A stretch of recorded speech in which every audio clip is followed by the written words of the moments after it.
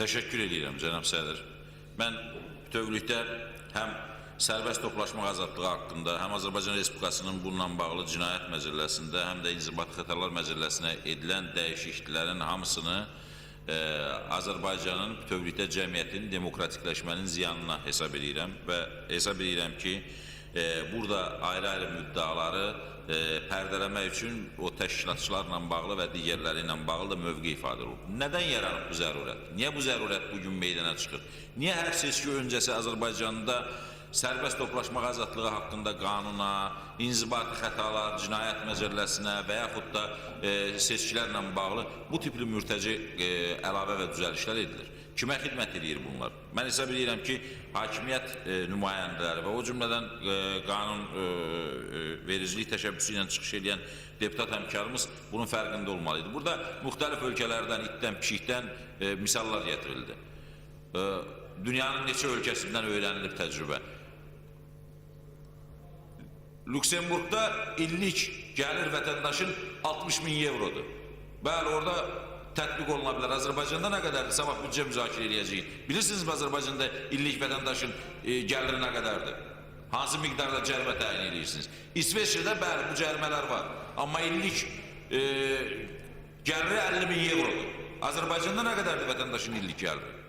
Bu qanunverici orqanda oturan millət vəkillərinin illik məvacibi nə qədərdir? Gəliri nə qədərdir? Siz hansı cərimələri, hansı fantastik rəqəmlərlə bunu müəyyən etmişsiniz?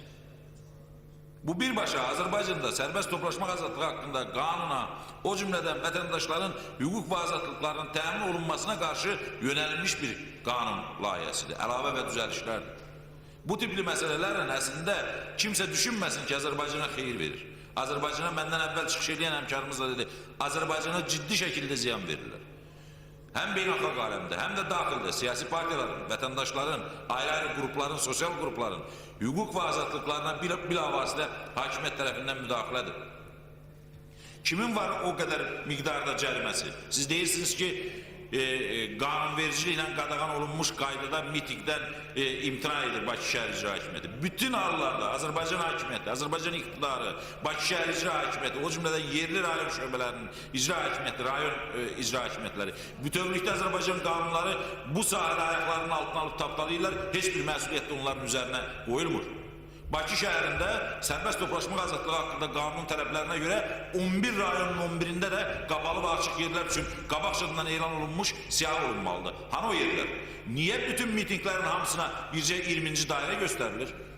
Bunun cavabdehi olan tərəf niyə hüquqi məsuliyyət daşımır? Niyə məhkəmə qarşısında dayanmır? Niyə cavabdehilik onlardan sorulmur? Məsuliyyət onlardan sorulmur?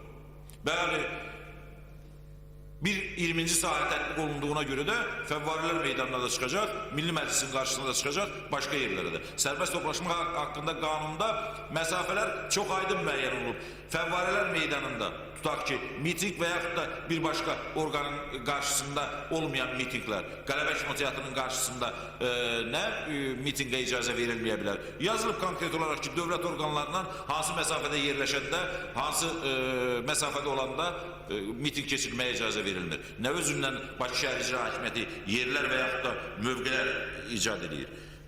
Və yaxud bu tətbiq olunan cərimələrin miqdarı, o cümlədən hüquqi məsuliyyətin, cəza müddətinin müəyyən olunması, sabah bütövlükdə mitingə çıxan insanların hamısının, mövqe ifadə etmək istəyən insanların hamısını qabaqcadan qorxutmaq və təhdid edilmək elementidir. Bunu təkcə biz bu cür deməyəcəyik, bunu beynəlxalq aləmdə bu cür deyəcək və haqlı olaraq da bu cür deyəcək. ATƏT-in baş ofisinin bununla bağlı sərt bəyanatını səsləndi, digər ölkələrdə səsləndirəcək. Sonra deyirsiniz ki, bizə qarşı təzyiqlər olunur. Niyə olunmasın? Çünki Avropa Şurasının, Avropa Birliyi ilə yaxın qonşuluq və şərq tərəfdaşlığı proqramı çərçivəsində əməkdaşlıq edən bir ölkədə bu tipli dəyişikliklər olmur. Bu Rusiya təcrübəsidir. Bəli, Rusiya burada qanunların tətbiqində bir nümunədir. Rusiya demokratik ölkə deyil, olmayıb, olmayacaq da. Rusiyadan nümunə götürmək əvəzinə Avropa Birliyi ilə, Amerika Birləşmiş Ştatlarından demokratik idarə etməni yaşam tərzi kimi seçmiş ölkələrdən nümunə götürmək lazımdır.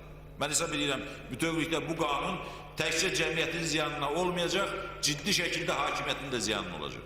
Buna görə də millət vəkillərindən və qanunvericilik təşəbbüsü ilə çıxış edən deputat həmkarımızdan bu təşəbbüsündən imtina etməyə çağırıram və əleyhinə səs verəcəm.